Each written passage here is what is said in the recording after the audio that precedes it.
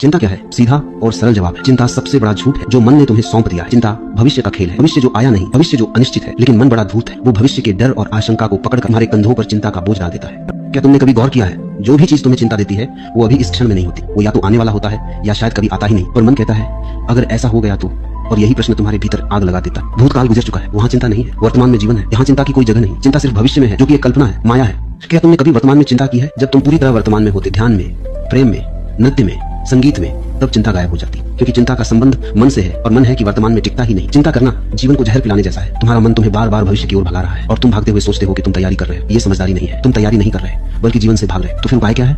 उपाय है ध्यान और विवेचना। चिंता को देखो, उसे पकड़ो। जब भी चिंता आए तब थोड़ी देर के लिए रुको, आंखें बंद करो और पूछो क्या ये सच में इस क्षण घटित हो रहा है या मन केवल कल्पना कर रहा है? हमेशा तुम्हें एक ही उत्तर मिलेगा कि ये मन का खेल है। हर दिन थोड़ी देर के लिए चुप बैठो, सांसों को देखो। जिस क्षण तुम सांसों को पूरी सजगता से देखते हो उस क्षण चिंता दूर भाग जाती है, क्योंकि ध्यान में चिंता जीवित नहीं रह सकती। और सबसे जरूरी बात, चिंता से लड़ो मत। अगर तुमने सोचा कि चिंता को हटाना है तो तुम एक और चिंता पाल लोगे कि मुझे चिंता नहीं करनी चाहिए। बस उसे देखो, उसे पहचानो। देखने मात्र से ही चिंता का भ्रम टूट जाता है। चिंता को छोड़ने की जरूरत नहीं है, तुम्हारा पूरी सजगता से देखना ही उसे भगाने के लिए काफी है। और फिर एक दिन अचानक तुम पाओगे कि चिंता खो गई, तुम पाओगे कि तुम मुक्त हो। फिर जो करना है करो, फिर जीवन एक नित्य बन जाता है। याद रखो, चिंता जीवन का हिस्सा नहीं है, ये मन की बीमारी है। जो सजग हो जाए, जो जाग जाए, उसके लिए चिंता एक कोरे सपने के समान है। तो जाग जाओ अभी, यही इसी क्षण, क्योंकि जीवन अभी है और जो वर्तमान में जीता है चिंता उसके आसपास भी नहीं भटकती।